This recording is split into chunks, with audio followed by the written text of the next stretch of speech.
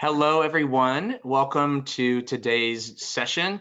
Thank you for joining. Gareth, I actually was just going to let people know we're going to keep our cameras off for a second while we do the housekeeping stuff. So you can just sit pretty, my friend. So today we're going to have a panel discussion with some of our partners from a major piece of thought leadership research that we did at the end of last year on the challenges to change in diversity, equity, and inclusion, specifically around talent strategies. If you are at all familiar with Beamery, you know that we are a CRM solution primarily, and we really focus on talent pipelining and proactive recruiting models. And diversity and inclusion is, of course, a part of that. It's a use case for more modern talent strategies, but we're not a DE&I solution provider out of the box. And so as we were building this thought leadership, we recognized that there was an opportunity for us to highlight some of the emerging leaders that are really focused on tackling specific corners of diversity and inclusion from a technology perspective, as consultants, and as thought leaders in their own rights.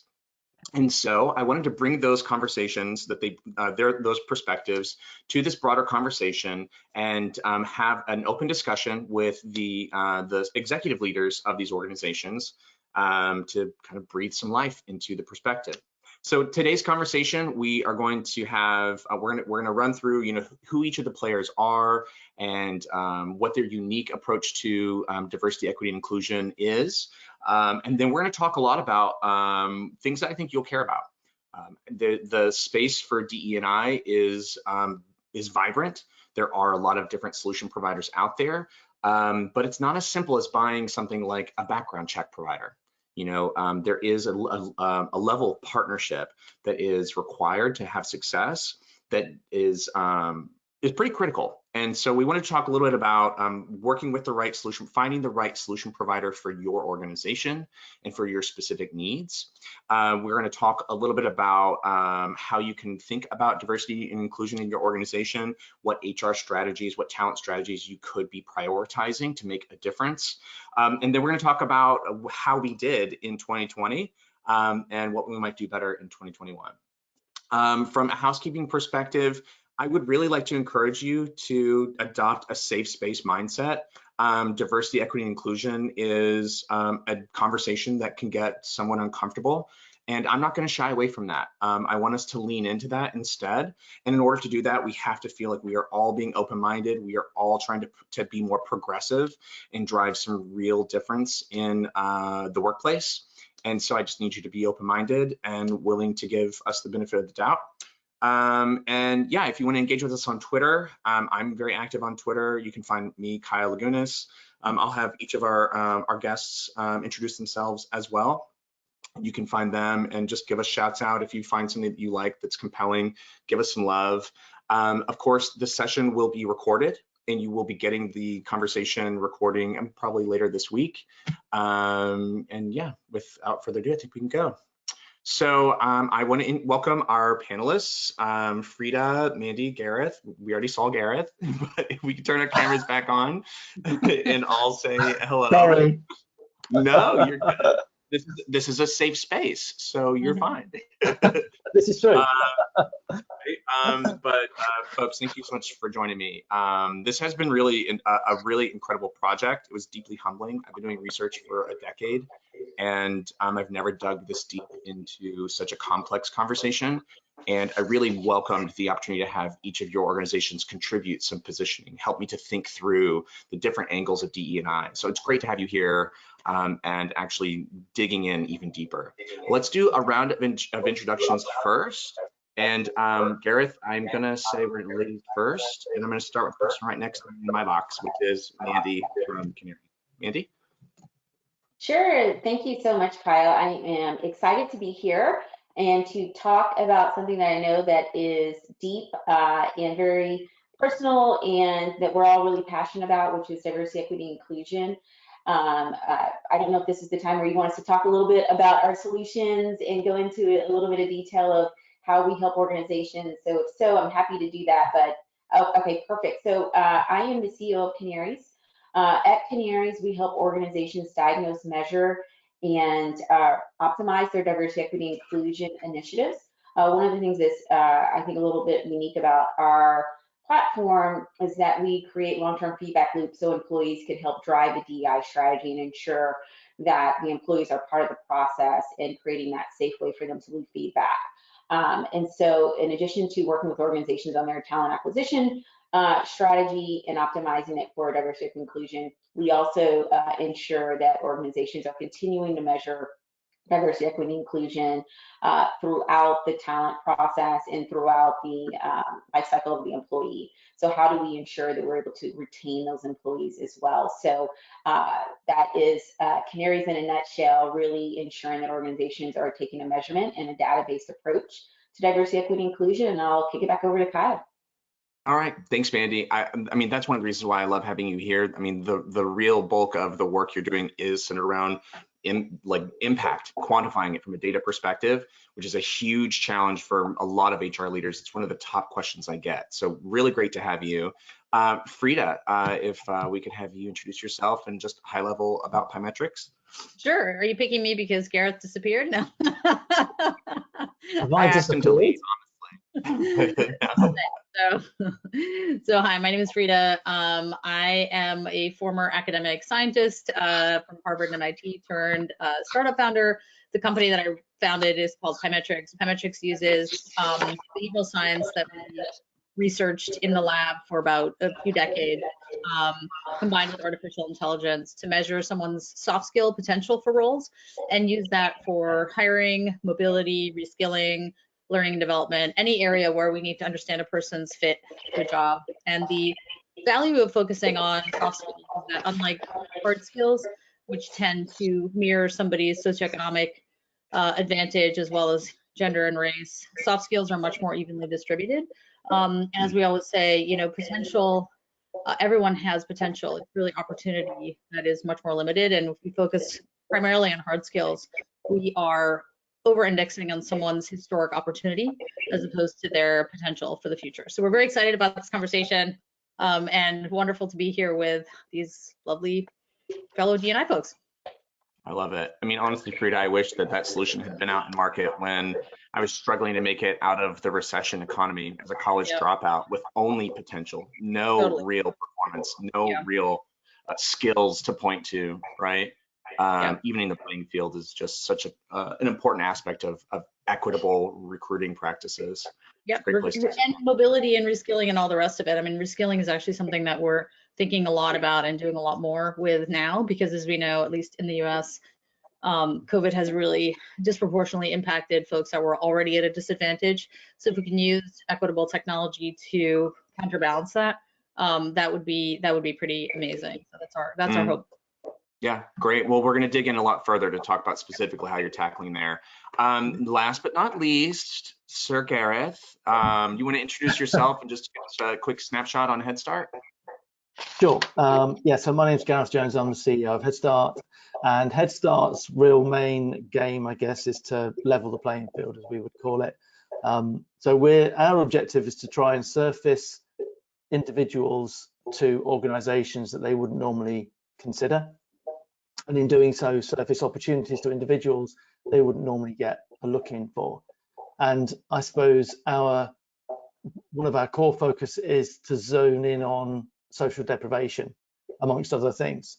So again, where individuals have probably had a challenging life, where they've been brought up in terms of, you know, limited or challenging circumstances, we're looking to try and identify those, give them a flag and see where people have outperformed their social norms and so on. But yeah, that's us in a nutshell. Leveling the playing field is kind of probably how I'd describe it. Great. Well, thank each of you for coming. I hope that those who are attending today can immediately see just with four different solution providers here at this conversation, you can understand the complexity of diversity, equity, and inclusion, and why there are so many different players, like different vendors who are leaning in to try and solve the problem, and we're all coming from different positions. So without further ado, I want to jump into the Q&A that we had set up. And Frida, I'm going to start with you. You had started to tease this out, but let's go a little deeper here. Diversity, equity, inclusion, no lack of challenges, but what specific challenges does pymetrics address? What drew you to this problem set specifically as a solution provider? Yeah, sure. So I started pymetrics after going to business school and seeing how recruiting was going on there, and just being struck by how antiquated and full of bias it was, and really how people were being measured primarily on their experience and also, quite frankly, their demographic characteristics, even if it was purely in an unconscious way. So what pymetrics solves for is multifold. So first is we evaluate the human potential with respect to soft skills of a person, meaning we look at them holistically, we look at their cognitive traits, their emotional aptitudes, their socio-emotional predispositions, and that provides a much more holistic picture of somebody than just what's on their resume. So we always say it's like putting the human back in HR.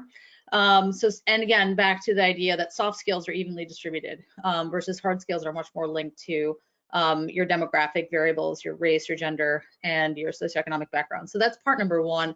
And then the second part is that in using audited artificial intelligence, we can ensure that our algorithms are not further introducing either unconscious bias, which we see in the human recruiting process, or algorithmic bias, which there's been a lot written about recently. So we pre-test all of our algorithms so that they don't show what's called disparate impact, and then we post-test them after they've been deployed. And we will not release or keep an algorithm in production if it doesn't meet pretty stringent fairness standards as well as accuracy standards. So we're both evaluating people in a much less biased and more fair and holistic way, and we're also making sure that any recommendation algorithms we're using, whether it's in hiring, mobility, reskilling, are tested to lack algorithmic bias, which is a big concern of folks in the world in general today about algorithms. 100%. And what's interesting there, Frida, is we find our prospects when they're doing their due diligence around our AI and how we make recommendations. Yep. They're conscious of us introducing bias to their process. Yep. They're skipping to the end where they're like, oh well, you can't bring bias over here. We're anti-bias. I'm like, well, right. We actually need to mitigate some of your bias that's already in the program. Yeah. So there is that really interesting balance of you probably do bring some best practice to mitigate that and offset that, which you have to keep an eye on because you can't, the algorithm's going to keep learning and you want to manage that, don't want to just set it free. Yeah, absolutely. Well, what drew you to this problem? Sure. I mean, honestly, I was a scientist who really loved the research I was doing, wanted to have more of an impact in the world. Went to business school thinking, I'll find a real world problem that we can point the science towards, and was really struck by recruiting, and even just an casual observation, you could see all of the pitfalls, and the solution that we had developed in the lab was perfectly suited for it because it was evaluating people again in a much more holistic way, looking at cognitive, social, and emotional aptitudes, which we knew were predictive of research outcomes, so it wasn't much of a leap to think they would be predictive of workforce outcomes. And then just from a personal perspective, I was a single parent in my mid-30s wanting to be a tech entrepreneur, and that's not what graces the cover of Entrepreneur Inc. magazine, at least back 10 years ago. And so it was just really feeling my own sort of personal struggle, let's say, with bias, whether it's self-bias or other people's bias, in saying, hey, I think I have what it takes to be a tech entrepreneur. And many people kind of like scratching their heads being like, I'm not so sure. And so both of those things kind of drew me to the problem of how do we help people understand what they're best suited for. And I'll just give one other anecdote. The third thing that really led me to this was just seeing so many of my classmates, who, by the way, Harvard students are completely overserved, so we shouldn't feel too sorry for them, but really struggling and then ending up, sort of gaming the interview, getting a position which all of their friends were very skeptical they would enjoy. And then 3 days in being like, I hate this job. And thinking, my goodness, we need to help the people who are looking for jobs as much as we need to help companies. It's really the process, when it works well, actually helps both sides. And so all of that kind of put together made me think this was a really important problem, because we spend more time at work than we do with our family, sadly. And if we can't find passion and realize our potential at work, I think it just leads to a much diminished experience, I think. So it's important. I mean, get up on that soapbox. I'm surely planning to today. But thank you. I mean, I think that's what's really important. Again, the goal for this conversation is to help people think through the people who they are looking to partner with, and not just the solution that those people have built. So I really appreciate you sharing that. Mandy, I want to come over to you on this one too. I mean, you talked briefly about Kanarys on the way that you're coming to market. What drew you specifically to the problems that you're trying to solve with Kanarys? Yeah, so Kyle, not only was it the challenges that I faced as a Black woman practicing law, so before entering into the entrepreneur foray, like Frida noted, I was a partner at a law firm. I practiced law for 12 years, representing private equity firms and doing commercial M&A. And I had lots of challenges and struggles, and I knew that my struggles weren't isolated. I also talked to my classmates from Harvard Law, and they had the same struggles that I did. And so I think, that was one of the guiding forces. It was also that I was very involved with my law firm's diversity initiative. So I was on the diversity committee, the women's task force, hiring committee, also led up the Black ERG group. And so very familiar with the challenges that organizations face when they're trying to tackle these issues. And so one of the things that was really enlightening to me is seeing the way organization approach these issues. They were very well intended, but it was very different than the way we approach any other business priority. A lot of our diversity initiatives were featured around events, celebrating like Black History Month, Pride Month, things of that nature, or kind of individual interventions as far as, the annual unconscious bias training. But there wasn't anything that we were really doing that was from a strategic standpoint or that was database or driven. And so I felt that if we were going to really move the needle forward, we need to have real measurement and tracking, not just tracking of diversity, which is what a lot of organizations are doing. Tracking of diversity is important, but we also need to be measuring equity and inclusion. We need to be providing benchmarks and the same type of strategy and KPIs that we would have with any other business priority. We need to be doing that with diversity, equity, inclusion if we're going to move those forward. So I was really driven by that and wanting to ensure that we were equipping HR leaders and chief diversity officers and any other D&I leaders with those same tools and resources so that they could really drive the strategy and be successful within their organizations. Absolutely. I mean, closing such a substantial gap, but I also just love the positioning that you have. Like, look, we were approaching this with the best of intentions, but if you compared this priority to other business priorities, it was just completely different. And the data problem, I think, is something that a lot of TA leaders, a lot of HR leaders, they don't know where to begin. And so I like some of the, of course, I've looked at the solution in the back end and seen like the intersectionality that you're going for to try and get those aha moments, looking way beyond diversity metrics. I honestly think you're going to push a lot of people forward because you're going to give them the data to get there, which is great. Kyle, can I make a point that's related to what Mandy said, which I think is important for everyone on this Zoom to hear? Yes, we're going to come to you too, Gareth. Unconscious bias training does not work to actually remove unconscious bias. The data is unequivocal. Happy to send along the Lancet article on this. So again, if you want to do it just to make people aware that unconscious bias exists, that's fine. But the number of firms that I still see being like, well, we do unconscious bias training, it's like, it's completely ineffective in removing unconscious bias. And so you'd be much better served doing any sort of other implementation than getting unconscious bias training for that purpose. Again, for education purposes, totally fine. But I just wanted to jump on that because I think we're trying to educate the public as to kind of what works and what doesn't. That is shown to be repeatedly ineffective and actually. No, I really appreciate the point. I almost wonder if it's just a starting point that people are familiar with, and they can get the support and buy-in, so they jump in there. Yeah, definitely. Let's hold that thought. I love you jumping in, Gareth. I want to give you a sec to set us up with Headstart.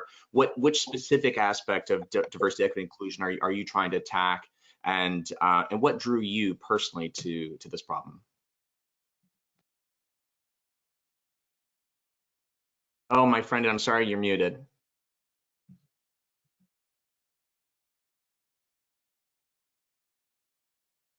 Still going. Sorry, There we go. It's trying to be good. So I think, look, from our perspective, we're trying to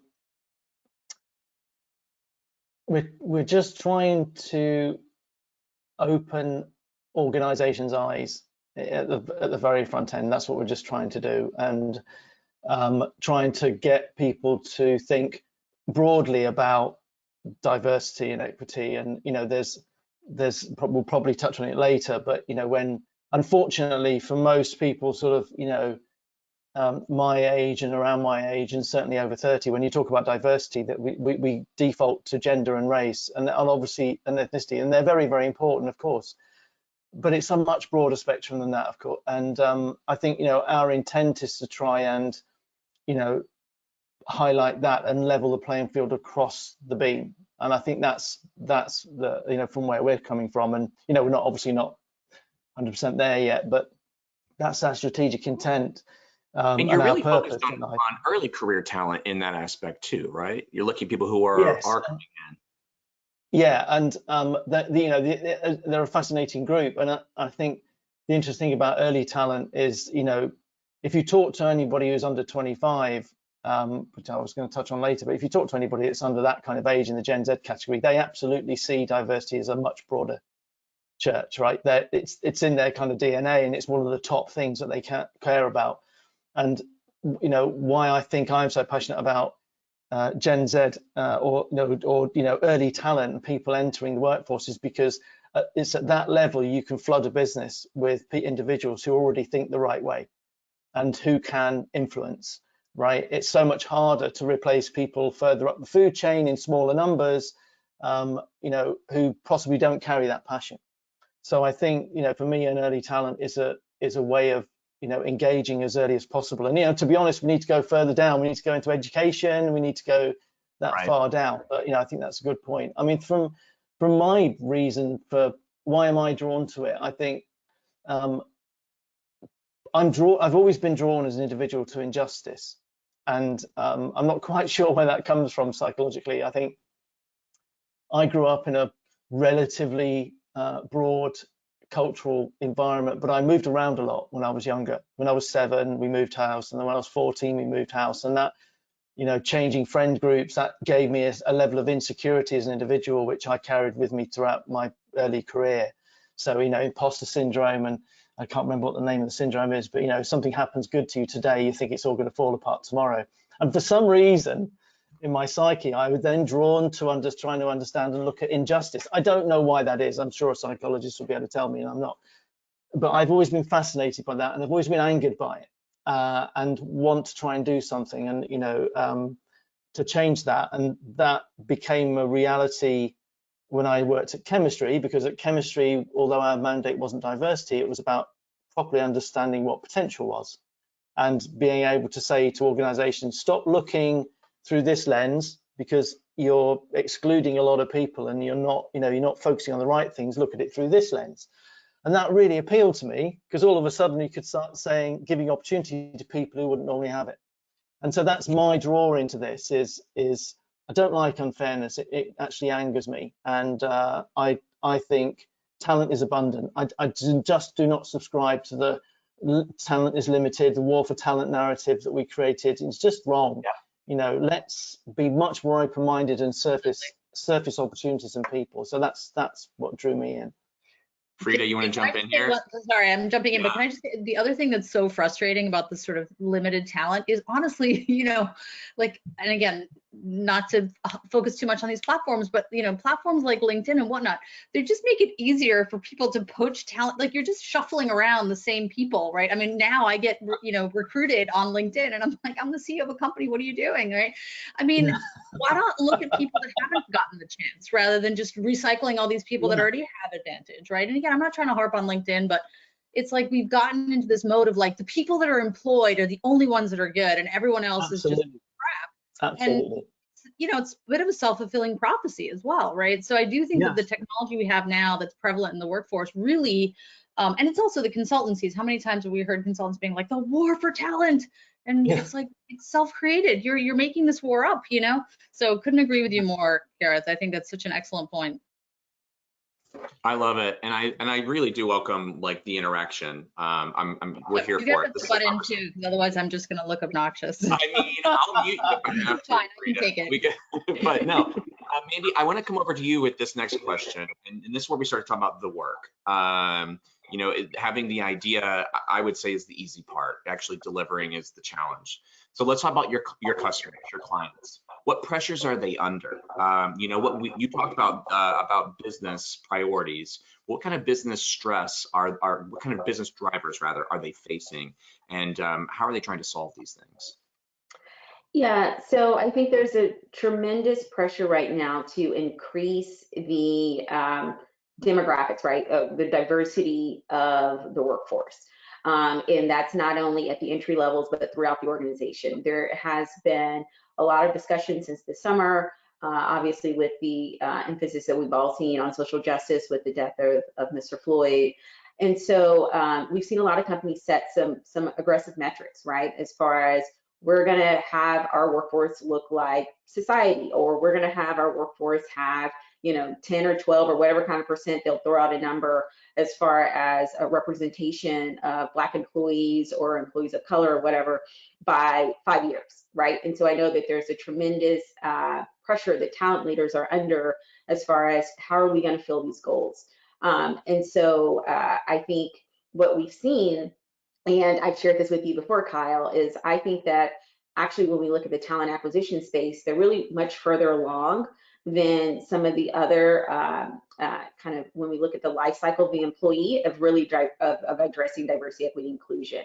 I think that from coming in at a systems-based approach, understanding that the way our systems are actually set up can help diversify our pipeline, understanding that the way we conduct the recruiting process, the job interview process, even the job descriptions, right? I think there's a much more robust knowledge of within that space of understanding that the way the system works can perpetuate these inequities.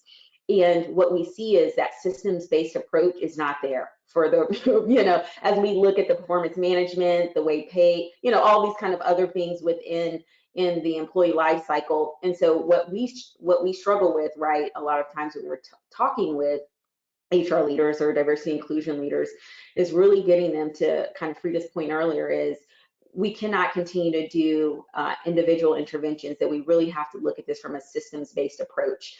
And so one of the things we do at Kanarys, in addition to creating those feedback loops for employees where they can help provide that insight into the day-to-day challenges that they're having within the workplace, but we also do those assessments on our systems. And so understanding that the way our systems are operating really can unintentionally perpetuate these inequities. And so I think that we're starting to see more awareness around that. The fact that people are starting to talk about systemic racism and institutional inequities. And so I think that we're definitely in the right direction. But again, I think the talent leaders are leaps and bounds above others in really thinking about this from a system-based approach.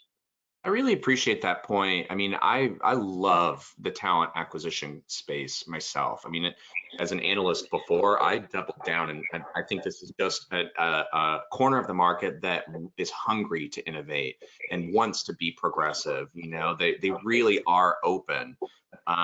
It's just running into, taking the ideas and the ambition and doing something. It's really challenging, but I feel like we have made a lot of progress. It's just that then something like a global pandemic hits us, and there are many setbacks. Right now, I have my own home office with an HD webcam and high-speed internet. So if I were interviewing for a job, I could present my best professional self, absolutely no problem, right? But candidates who might have moved back home because they wanted to get out of their Manhattan apartment, or people who have 4 roommates and they're all battling for Wi-Fi, and the only webcam I have is on my phone. Like, all these different aspects of the element of my home are suddenly factors that a hiring manager might just unconsciously register and hold against me. They might say, well, this wasn't very professional interaction. There's just so many opportunities still for us to be like, no, we got to keep at it. We got to keep working on this. And I feel like the data aspect helps us to focus on really the areas that get us the impact. Sorry, Yeah, Frida, go ahead. and Kyle, you're also talking about the, 1/3 of people that have college degrees and professional jobs, right? And not really thinking about, the majority of folks, at least in the US, who have non-professional jobs and where the situations are very different, in terms of all the factors you just mentioned. So, I do think we had made progress, but I think even prior to the pandemic, there was a lot more progress that we needed to make, and quite frankly, I don't think the progress is happening at the rate that people feel satisfied by. I'll just speak for what I see in market, but I agree with you. I mean, I totally agree with everything you said. Other than that, no, I appreciate it. Are you coming for Trying to me? stop Just kidding. Just kidding. This is what it's about, guys. Yeah, right. Well, so Gareth, I want to ask you the same question about the business drivers that your customers are facing and what problems they're specifically trying to solve. Because my follow-up here is, what KPIs are we focusing on, and are they the right ones? Yeah, I mean, to that point, this Frida picks up. I generally do think we haven't made much progress, and I do bang a bit of a drum, as you know, about we need to try harder actually. However, I think as if you're in, particularly if you're leading talent acquisition in an organization right now, a large one, then I think there's a whole number of challenges, a whole lot of pressures.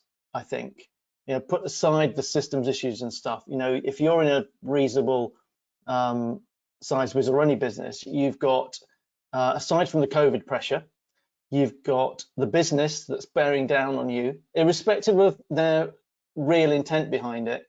There isn't a large organization globally that isn't saying at the senior level, we need to do better, right? So there's going to be pressure from the top, whether they are genuine or not, whether they've thought it through or not. There's going to be a lot of pressure on that team. You're also going to be getting pressure internally, because these issues are now becoming issues that the internal employees are saying, what are we doing about it?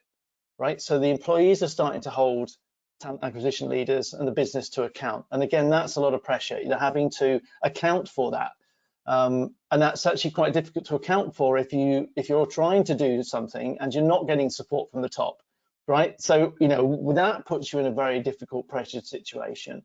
And then you've got the external pressures. You've got candidates and applications, and I know in the US there's far more concern around litigation. When we're having conversations about data and what you're asking and how you do it, how you manage it, how you make decisions, and that is again pressure from that external candidates and customers too, right? That everyone's got a voice now, and you've only got to pick out a couple of examples that happened recently about issues within the business to do with diversity, and social media is murdering your brand. And so, these are, I think, a lot of pressures. And I think probably the final one I'd say is, if you're, and I know people who feel this, that as talent leaders, they're under their own pressures, right? Where do they stand on it? There's a lot of pressure on them to become more visible and to take a stance and to not be silent, and to call stuff out, and that I think, because it's becoming an ethics and a moral issue now, and there's a lot of pressure on individuals to say, where do I stand on this, and how do I stand on it in the organization? What can I do? So I think they're all trying to solve the broad problem of diversity, but to be honest, it's such a badge. There are so many facets underneath that. So many systemic problems, but also things around, we'll probably talk about later, an environment of inclusion. Is no point in, just trying to, increase your diversity representation statistics if you're internally organized, you're not prepared. You can't cope with it internally. Your business is just going to reject that. You're not going to be able to fix it. So I think understanding what the problem is the challenge. Right, is the problem the customers have got is understanding what the problem really is and locating that. And if I can just jump in, sorry, Kyle, I just want to jump in. I just want to clarify.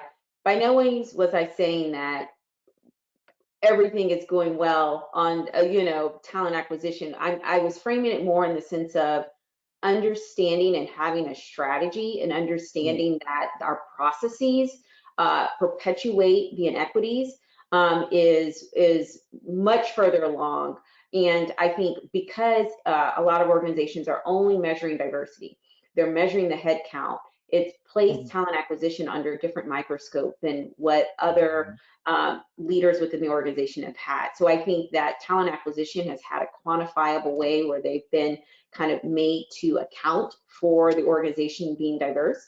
And so what we've seen is that they've become much more ahead of the game as far as understanding that the processes, the systems, all of that go into the inequities that we see within the talent acquisition pipeline. So often organizations have only focused on that pipeline. And so what happens is we've gotten diverse talent, we've gotten underrepresented professionals into the company, and then we see the environment is not inclusive at all. There's no equity. And so those candidates leave. No one's going to stay somewhere where there's not opportunity. And the idea that the way the systems are operating, once we get past the talent acquisition space, that there are things that we can do within the system to ensure that we are promoting inclusion and equity from an institutional basis are just now being talked about. Now, obviously from academic leaders and others, those things have been talked about for decades, but from widespread kind of discussion within our organizations, people are just starting to think, okay, well, are our performance management systems really fair? I think that there's this idea that organizations are just a meritocracy, and that whoever kind of ascended through the ranks are the folks that were just the most talented. And as we've all discussed here, talent exists abundantly. The talent does not reside in just one race, religion, gender. And so if you look at your organization, the leadership all looks the same, there's something wrong with your systems. And I think people are just now starting to really wake up to that fact. Yeah, spot on. Well, as we talk about looking at the right things, looking at, I mean, one of the challenges that I'm seeing in this whole conversation is just the scope of need, the scope of expectation. There's so many factors for a talent leader to consider, and so few that they can actually influence directly. So I wonder, from a KPI standpoint, if we're saying we're putting a stake in the ground and saying we're going to make an impact in diversity and inclusion, equity in our organization this year, here's how we're going to define success. I would really like for you to share a little bit about what those KPIs are, because I really want to talk about whether we're looking at the right KPIs. And Frida, maybe we can come over to you. Yeah, I mean, look, I think listening to this discussion, I think what strikes me is the following, right? And bear with me, I always think in analogies. So I think it's a little bit like, don't laugh, or you can laugh, the obesity epidemic, right? Where we woke up one day and there was just widespread obesity, and we had to think to ourselves, why is that, right? And there are many reasons, but part of it is because our understanding of it's like the food pyramid from the 1950s and all these other guidelines that were created, almost a decade ago, were quite frankly they were fine for the time, but we've just discovered them to be wrong. You know what I mean?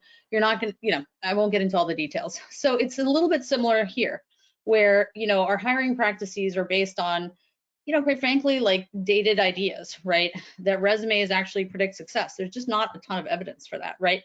That certain demographics mean that you're going to be more successful in a particular role. Well, that's, a lot of that is just based on, human bias, and again, biased hiring, biased performance management, and so on and so forth. So we kind of gotten to this point where, it's a very unhealthy situation. Again, not to make it sound too dramatic, but it's really because the entire system isn't really functioning well. And the reason I'm saying all of this is because I think a lot of times people put these things of like diversity in a bucket or to the side, or something that's not related to actual business performance, despite all of the evidence to the contrary. And what I would say is the following, that what we see when people implement our system is that people get people that stay longer, perform better, or happier, and by the way, a lot more diverse. So this whole notion that we've been thinking about for a long time, where these things are in opposition, where like, better talent is in opposition with diversity, quite frankly, not only is it somewhat offensive, it's just wrong, right? And it's back to that whole, sort of healthy living, right?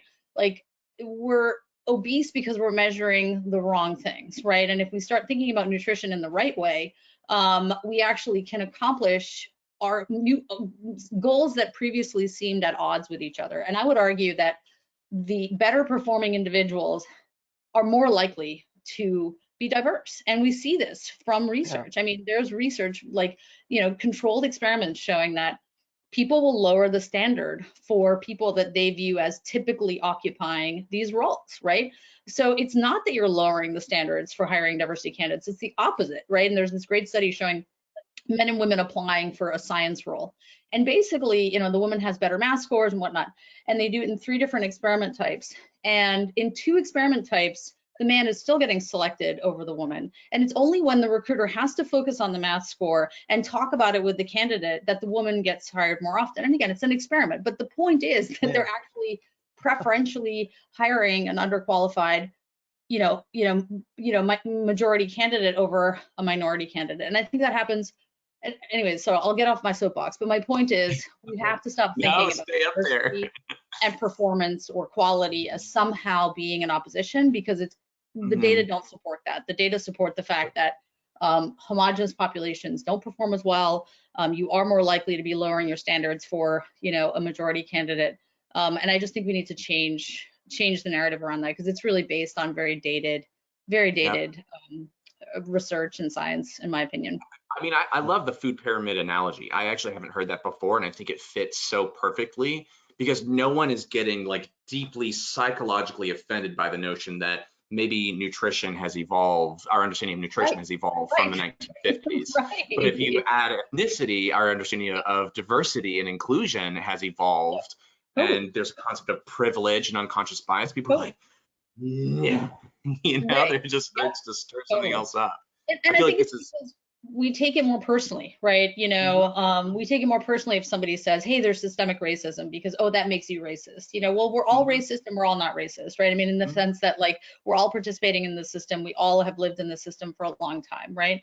And I think I think that we have to move away from that and just realize that the structures we built are undoubtedly, racist, sexist, classist, and all the rest of it. And we have to work towards undermining this without pointing blame on a particular person. It's back to what, Mandy and Gareth and everyone's been saying. It's not an individual's fault. It's that we've created this system that doesn't work for anybody at the end of the day. Just like obesity is not working particularly well for anyone. And I think most people, if they could wave a magic wand, would say, hey, we'd love to all be healthier as a society. And I think we've kind of gotten to that point, with sort of workforce issues like this. So I think so, but you've got to peel back that onion. You've got to ask some challenging questions and take people into a space that's new for them and unfamiliar. Which, Mandy, I would love to ask you on this point. Peeling back that onion means quantifying certain experiences. And I know in conversations we've had about the scope of some of your assessments and your surveys for employee experience, some employers are really uncomfortable with some of the questions you are recommending they ask. Can we ask that? Should we? I would love your perspective on how you guide them forward. Yeah, no, great question. So most organizations are not doing any kind of KPIs around inclusion or equity. Again, any kind of data they're doing is only tracking diversity, which we know is headcounts, right? And so they're running into this vicious cycle of we're recruiting talent and they're leaving, and they know that they have retention problems, but they don't know why. But they're not doing any kind of KPIs, any kind of measurements, any kinds of assessments, around why is this talent leaving? And so we know that most of these organizations have inclusion issues because people don't stay somewhere where they don't feel like they're going to have the opportunity to really ascend the ranks, or they don't feel included or part of the team or that sense of belonging. So what we do is we don't ask the kind of just typical questions that are an annual engagement survey, which is what most organizations are asking. We ask questions that really deal around inclusion and equity. We ask questions and we look at everything, like you said, from an intersectionality lens, so that we're really able to cultivate and put together a strategy that isn't a one-size-fits approach, right? Because the way we have to tackle this is really, we like to define it as the X-ray in the prescription, right? We have to be very prescriptive in what we're doing as far as our strategy. So when we work with our clients, we may, from the data and from our assessment, see that there is an issue, for example, with Black women in their corporate department, but there's a completely separate issue in this other department in this other geographic location where we have to have a completely different strategy. And so I think it's very important for organizations to do that analysis, to understand that there can be KPIs. I was a part of a webinar yesterday where someone said there can't be a KPIs. There's no known research best practices around inclusion. And, you know, I was very much taken aback. Like, really? Yes, there absolutely is. You know, when we look at McKinsey and Lean In and the study that they do every year, you know, they survey hundreds of companies, and there's always only a handful of companies using research best practices when it comes to ensuring that we're reducing the inequities that exist within the workplace. So I think one of the things is increasing the awareness to realize that there are for sure best practices that you can put in place, and there are ways where we can measure this and ensure that we're holding leaders accountable, not only from a department and a geographic location, but we're able through our analysis to really pinpoint this to division heads, right? So that we can work with them and put this in part of their performance reviews and have those really prescriptive strategies to ensure we're able to address these issues within the workplace. I mean, with that, that's the only way you can have a productive conversation with your colleagues in business leadership. You can't come to them with anecdotal perspective, right? You need to say, here is evidence of an issue. We need to have this conversation. I feel like it just frames that interaction in a much more straightforward way. Yeah, I think it's really empowering, especially because I've done a lot of research on just the adoption of analytics in HR in general, and many are very hesitant to report on metrics that they don't understand or they don't know how to influence. And so the question they're going to get is, well, what's happening here? And I genuinely don't know. It's, you know, we're still exploring this. I don't think most people are comfortable acknowledging that like, I'm not sure yet.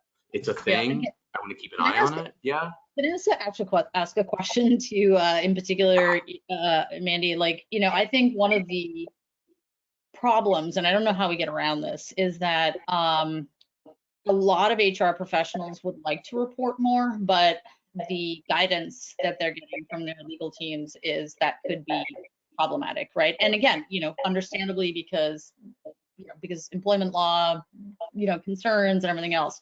And so we're in this bind, I think, that like we can't improve unless we report more. If we report more, oh my goodness, we're going to get sued, right? Particularly in the US.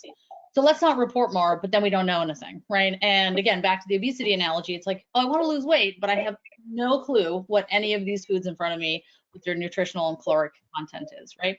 So I don't know how we get around it, because I don't know.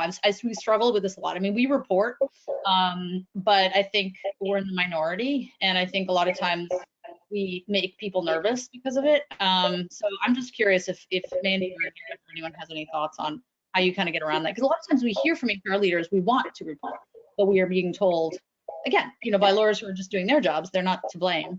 Don't do that. That's not safe. So what do you guys, you're a lawyer, so you must have some thoughts about this. Yeah, no, we hear this all the time. And yeah. I want to kind of be clear. There's a difference between reporting and what you report externally and the internal information that you should be collecting. But even internally, sometimes people get the message, don't look, right? I'm talking about even internally. Absolutely. We get that. And we get that when we deploy our assessments, right? We walk through the HR leaders and they say, we can't ask people about their religion and their sexual orientation and all these other questions that we ask, because like you and Gareth said, we don't view diversity as just gender and race. We look at the broad perspective, and we know that all of these things affect employees' day-to-day lives. So we have to ask. And so we work with the organizations on a self-ID campaign. So these things are self-identified by the employees. We also work with them on an employee engagement campaign, so they understand why are these questions being asked of me, right? And we see high response rates because the employees know that their company is committed to these issues and want to make the workplace better. So, you know, I agree with you. There is sometimes reluctance to ask these questions, reluctance to do any kind of self-identification. But to me, that's burying your head in the sand. These not asking the questions doesn't mean the problems are going away. Of course. So, I'm just saying it's cultural disconnect between different departments. That's all. I don't know, Gareth, you were nodding your head vehemently. I'm curious what your thoughts are on that. Yeah, I mean, I think, you know, sometimes if you, as we all know, I'm sure, you know, when we consult a lawyer and ask if we should do something, the resounding answer is normally no.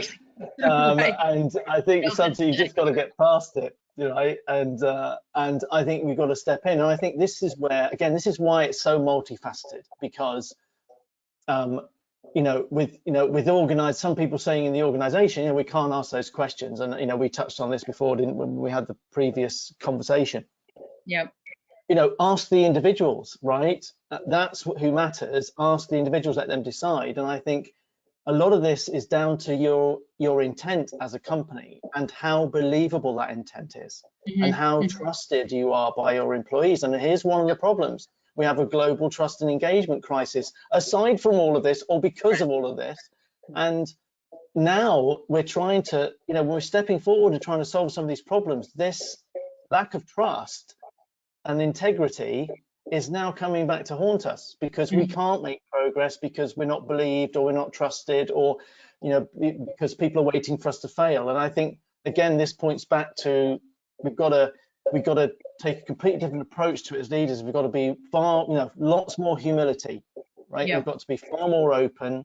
And you know what? If it exposes us to some challenges, then we've got to step forward and take it on the chin.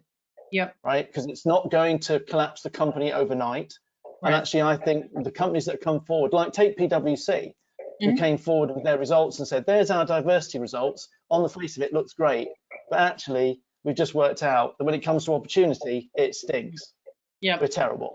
Now, Yep. most companies have talked about their headline diversity stats, but they've not gone as far as PwC have and said, basically, if you're a, you know, person in a minority group, you're not getting the promotions, you're not getting the good jobs, and therefore all of these things happening to you. That's a brave step.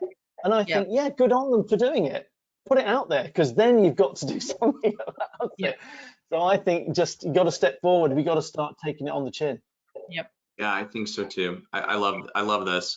I'm mindful of time. We're on the tail end of the conversation. We got 7 minutes left, and I really want to get into finding the right partner. I think it's just such an important aspect of the conversation.